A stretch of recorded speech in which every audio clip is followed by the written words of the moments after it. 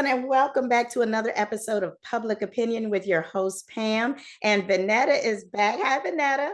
Hello. Vanetta has been traveling. Okay. The last show I did a tea time with my daughter and her friend, and I was traveling. I was in LA.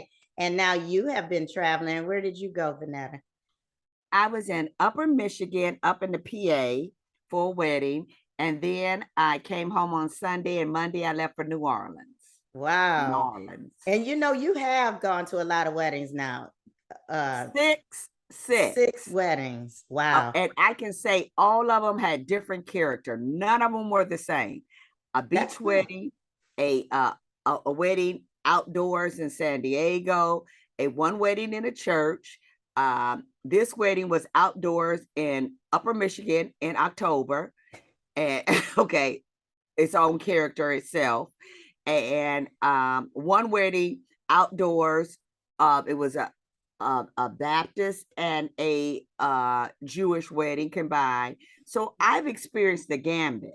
Yeah, you know, well, you sure have. You also went to, wait a minute, you went to two beach weddings, actually, right? Well, one was not really, it was overlooking the beach. Yeah, it was overlooking the beach. Okay. One was I would say both of those weddings were destination weddings. Well, here's what I was really tripped about this. None of them were in the state of Ohio. None. Out of 6 weddings, all my money has been spent on travel to weddings. Yeah, well, you've been making your way around. So that's wonderful, though. That really is. It's nice to be able to just get back out and be able to travel without, you know. Right. Love is back in the air. And let me see, the last 3 weddings I've gone to, the first 3 were second and third marriages. The last 3 have been first marriages. Okay. Well, you truly have had a combination of all different types of weddings. So let's hope that all of those weddings, all of those marriages rather, will be successful and that everybody can stay together. Stay together. Yeah. Next year at this time, I'll be saying I'm going to a baby shower, probably. Oh, okay now. Yeah. Going to baby showers and people having kids and going to graduations. And it's just a lot of stuff now that has been picking back up. And so this week we are, going to be talking about, young adults and them leaving the home and coming back or never leaving home or whatever, and how to deal with that. So I'm looking forward to that conversation, and I'm looking forward to having our guests back. We have 2 guests that have been on the show a couple of times, and they are my go-to people for mental health. They are my mental health go-to people. So I'm looking forward to see what they have to say about the public opinion question of the week. So we are going to get started and meet our guests. First, we have Dr. Natalie Whitlow. Dr. Whitlow is a dynamic Black female psychologist licensed in the state of Ohio.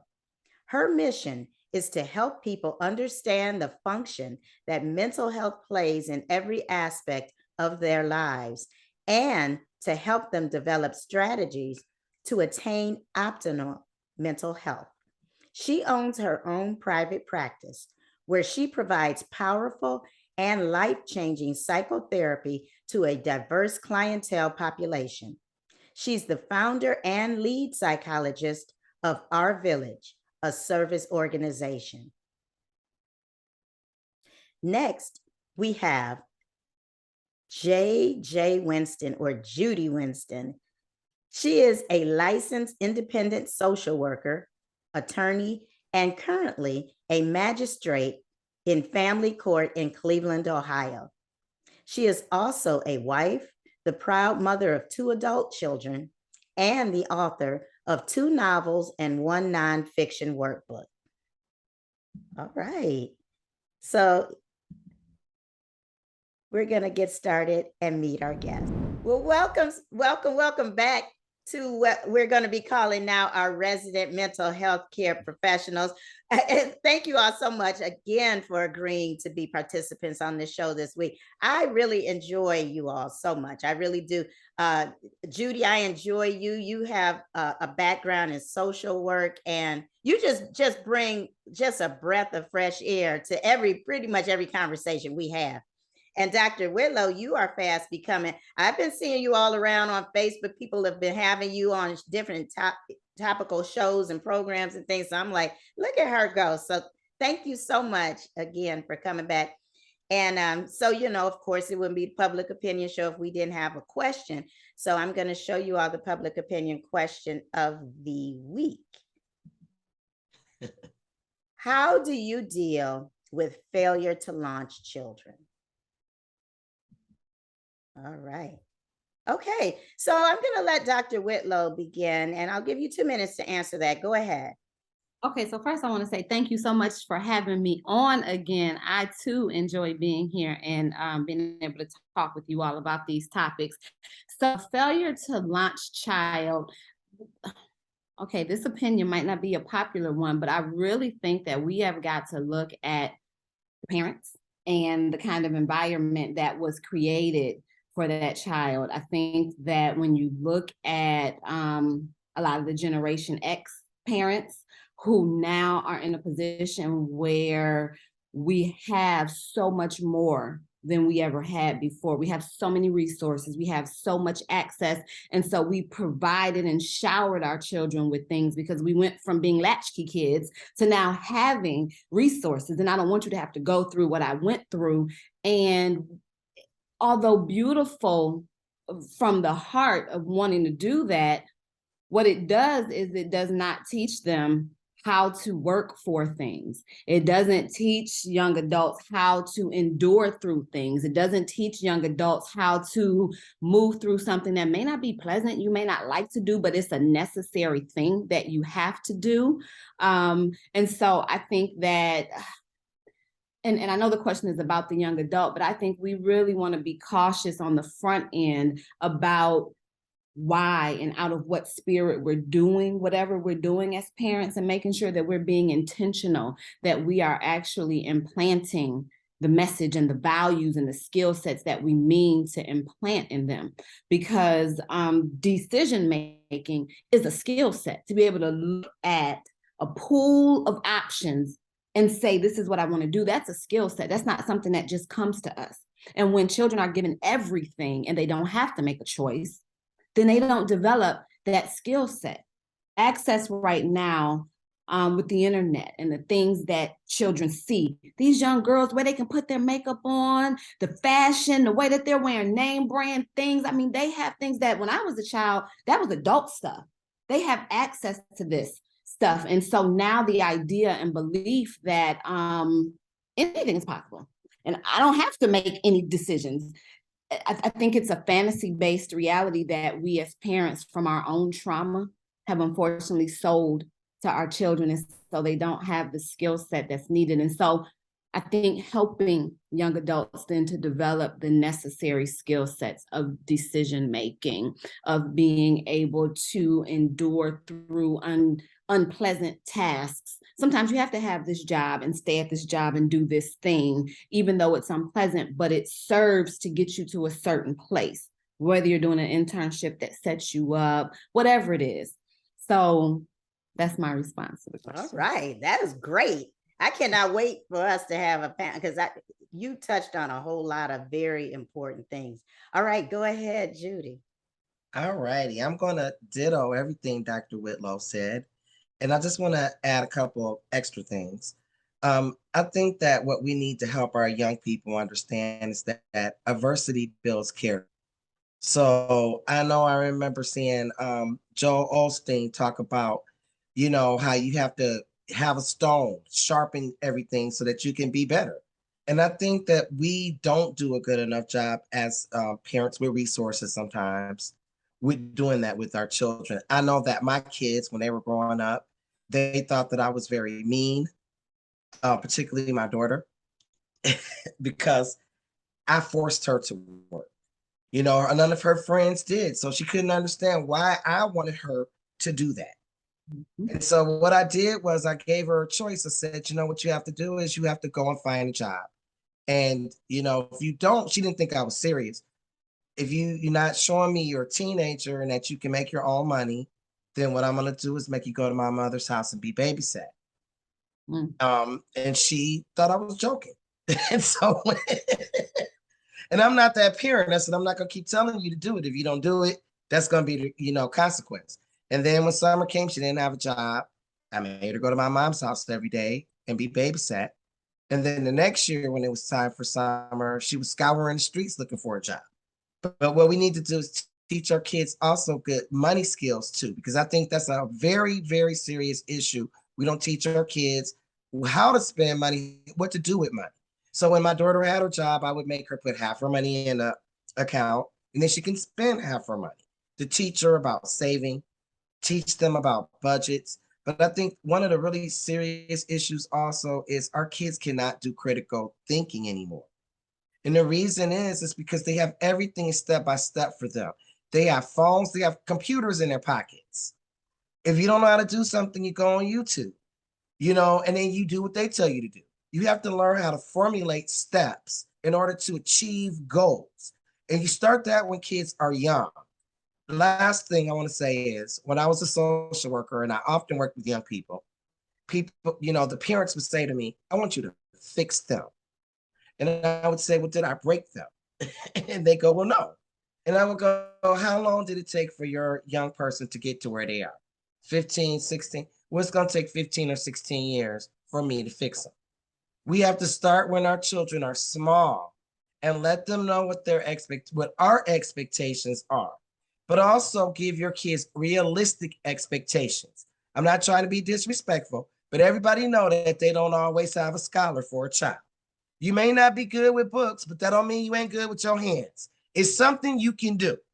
So what we're going to do is teach our kids, we're going to find your strength, and then you're going to work these, goals we're setting up for you. So, I get on my soapbox, y'all. All righty. Okay. All right. You know what? I agree with the both of you. I really do, because I think we have done so much for our kids that they just don't have a sense of urgency. And so they always feel like, well, I can just come back home. And we tell them that because we want them to feel like, we don't want to abandon your children. But then with that being said, so then what do? They either don't leave or they come back, and then, and then you have to deal with it, in that way. But yeah, what do you think about that, Vanetta? You want to answer that as well? Well, I'll be honest with you. I didn't necessarily know it was a clinical view to it. I really kind of thought it was more so children who just enjoyed living out the comforts of their parents. And in many cases, I would view them, well, more so my own case, my children being what I would have called lazy and not really determined to do what I wanted them to do. But I agree 100% that they've had many more comforts than I had as a child growing up. And me being a product of a divorced family, I really wanted to give my children security, and I wanted to give them options and opportunities that I didn't have. And in some cases, I do think that caused for them to feel comfortable and felt like they were living that life versus that life was provided for them.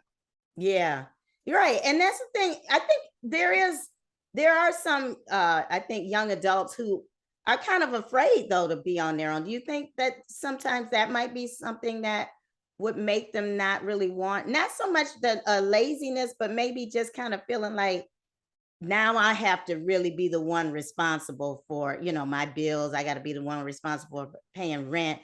Or it might just be easier just to stay, here or come back here. So what do you all think about that? Do they help them? Are they helping the household? Are they giving money to pay for things? Or they help buying things? Like, it's a difference when I just want to stay there and we collectively put our monies together, and then we're all reaping the benefit. But today's children want you to pay for everything, and then they spend their own money on what they want to spend it on. Okay, now that is so true. That's true. There are a lot of them will get jobs and stay home so that they can have more money, so that they can buy more things for themselves. The things they want. Yeah. They will come and eat with you and then go out and party and eat with their friends. For sure. I mean, you saw it in my son. My boys in the summertime when they were in high school, I made them buy 2 cases of water a month, 2 cases of water. And they both complained about it. So I increased it to 4. And my mother said, if they don't get the 4 cases, put them out of your house. And that was absolutely right. 4 and they were drinking the water. But the thing was, they felt like we shouldn't drink the water. Now you eat and drink and live under the benefit of my home. Yeah. Because and Dr. Whitlow, I know you said that you thought that was going to be a different thing that you would say as so you think, what do you think should be done about a young adult who is capable? I'm not talking about young adults who may have like, mental or physical issues, but what do you think should be done about a young adult that just doesn't seem like they want to launch? Yes. Well, I think that the popular response is to say, tough love. You know that they're capable, you send them out there and they're going to figure it out. Unfortunately, psychologically, what we know is tough love at that age may not always be effective because they understand that I am an adult.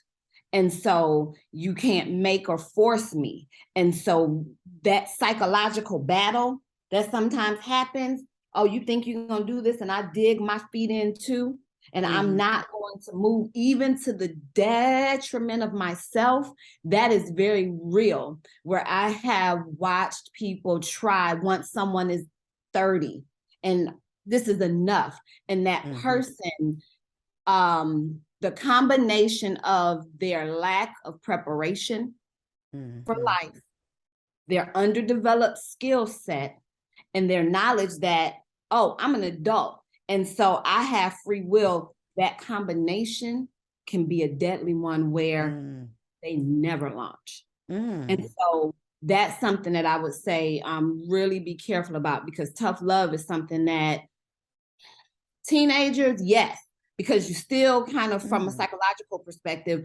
wield some kind of power. It means something.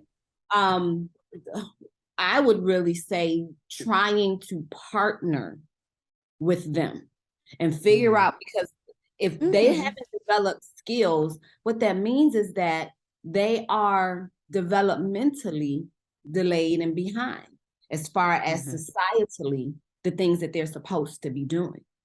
We got them a phone when they were 8. When they weren't ready to be exposed to all that stuff that they were seeing on the internet, all the things that they had right at their fingertips. So what they should have been developing at 8, nope, that got stunted.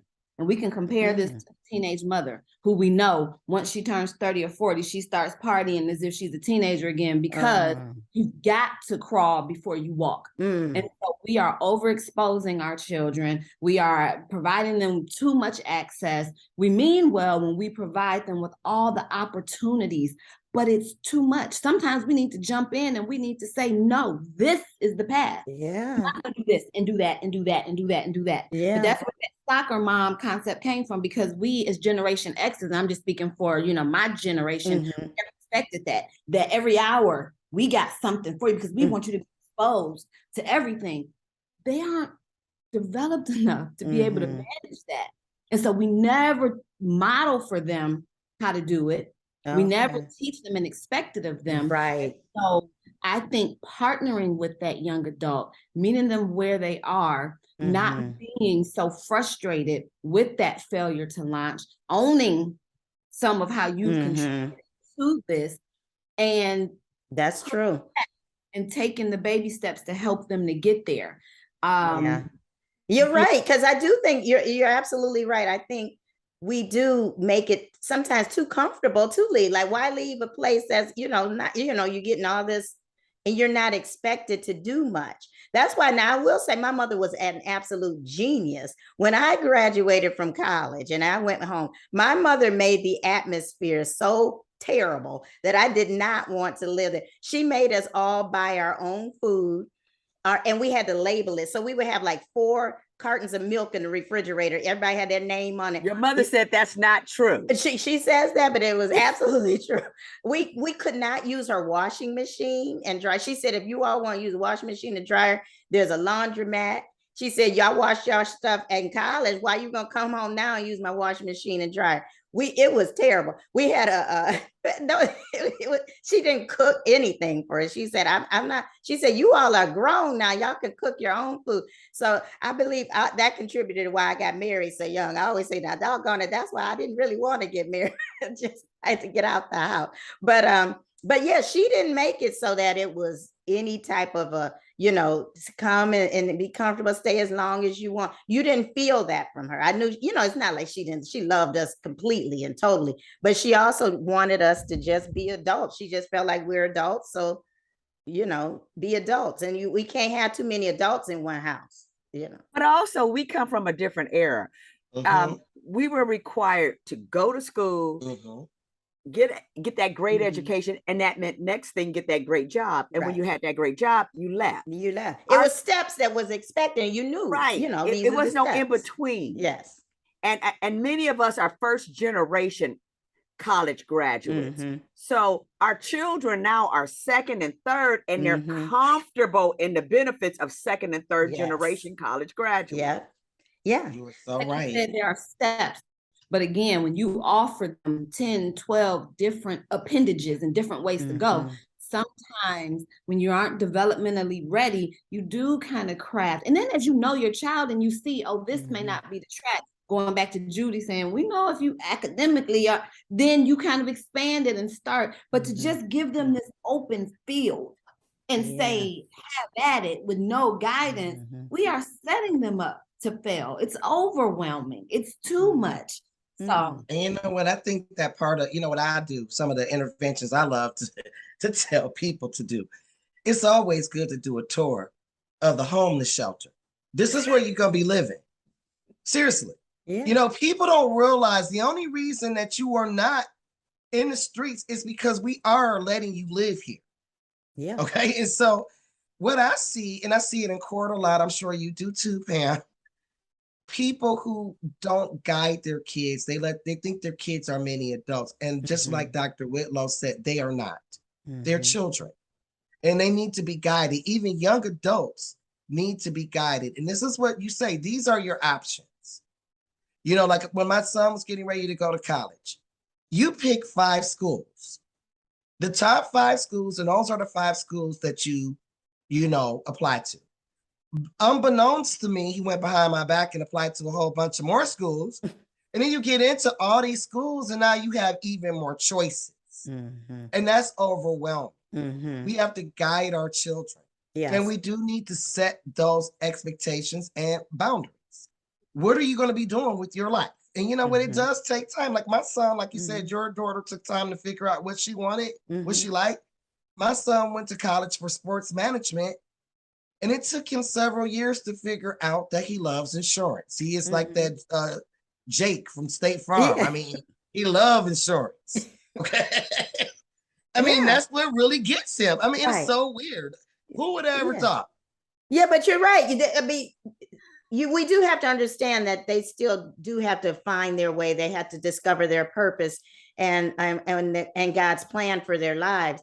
But they also do need to know that there's nothing wrong with taking a job that may not have been their major. A lot of them feel like, well, this is beneath me, and I think we've set them up in such to have so many things and to know, and they know that if I broke, I know my mother is going to give me some money. If my bank account goes, under, I know they're going to, so they're It's not forced. entitlement. Yes. Thank It's you. That's the word. entitlement. That's the word. We are It's making our entitlement. children feel entitled.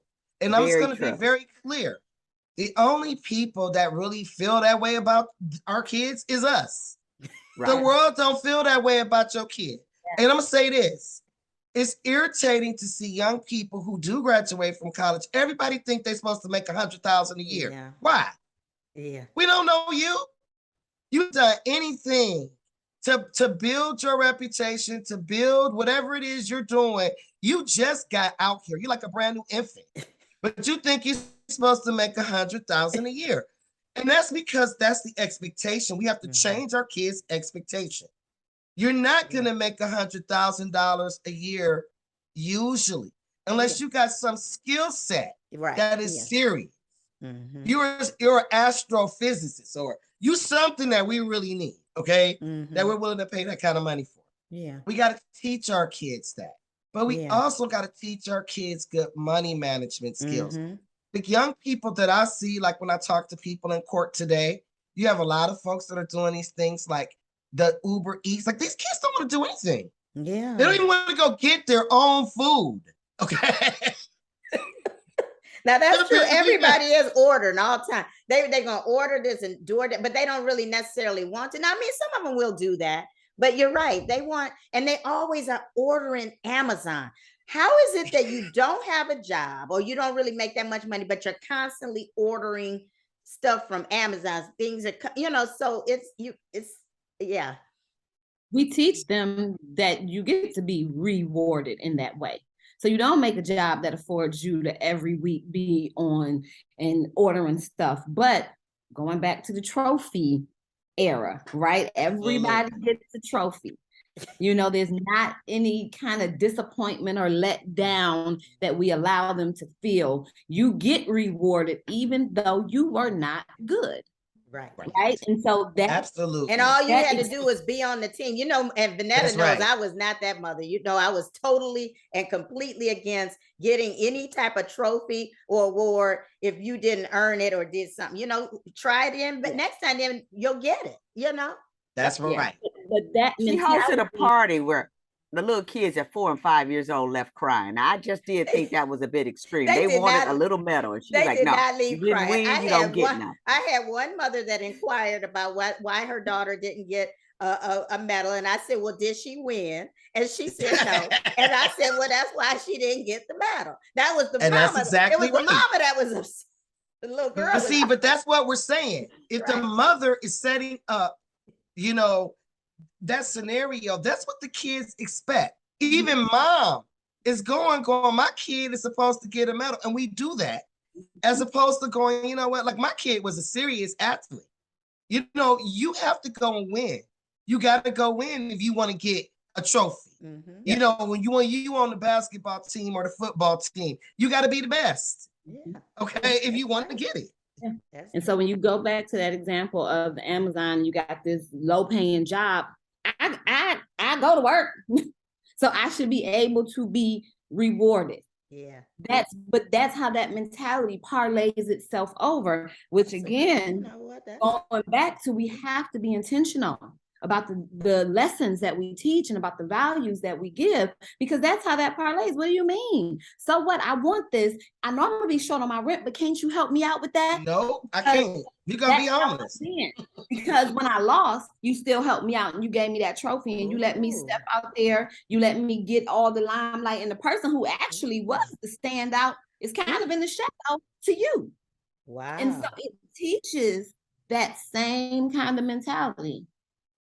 Wow, right, that is so interesting. Oh my goodness. And I knew it, see, even back then, even though I didn't have any kind of psychology degree, I knew way back then when my kids were little, you all are not going to get rewarded. I didn't know what the psychological impact was, but I helped a lot of young people. I didn't even know it. Isn't that something? But just by sticking to your convictions. Go ahead of your time. You just, I was so far ahead of my time. And life is really scary when you talk about people who don't want to, these young adults don't want to go out. They don't want to pay their own bills. They don't want to have the responsibilities of life. It's very scary to think I'm out here and it's all on me and I may fail and what am I going to do? But if you have failed, if you have been embarrassed, if you've been disappointed, if you didn't get that thing, guess what? Going back to adversity builds character. You have the strength of self to be able to pull through. But these kids scared to death to have that kind of responsibility because I don't have the fortitude to be able to manage the stressors that come along with it because we didn't give them that. And in fairness also to the kids, we as a people in the community have to change the world we live in. We're making the world so scary for our kids. They're scared to go out and be on their own. But what we have to do is make them understand this is something everybody has to do. Okay, and then you know what? And then you see people who want to bring their whole families home. No, we all, and if you're going to do that, we all need to be contributing. Right. You're going to have to bring your money too. Right. Everybody, you can't be buying nothing every week. We need to tell our kids what the rent is and make them pay it. There you go. That's true. And this has just been wonderful.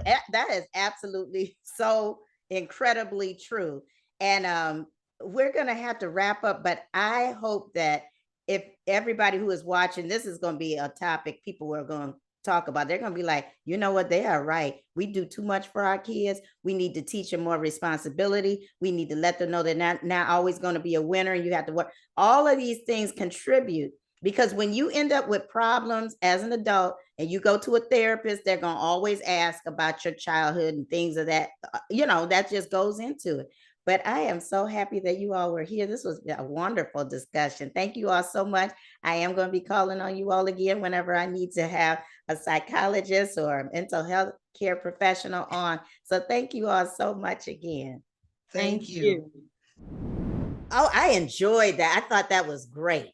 I think we had good participants. I mean, just so I am just so happy to have Ariana in our presence. I'm telling you, she is going to really take off, I believe, especially when it is legalized. And I know it's going to be legalized. And she's a rising star for sure, and very level-headed and very kind to her community. Yes, absolutely. And I really enjoyed the perspective that Judge Moore gave, as a jurist. And, and it's true, she has to weigh a lot of different things in making a decision about that. But I think she brought a good perspective to it. Yeah. And Drake also, I can understand his perspective as far as saying that it shouldn't be legalized. So I think this is something that people have been discussing for a long time. And I think it's going to be something that people will continue to discuss. So I do too. Yeah. And I always think Ohio is always behind the curve.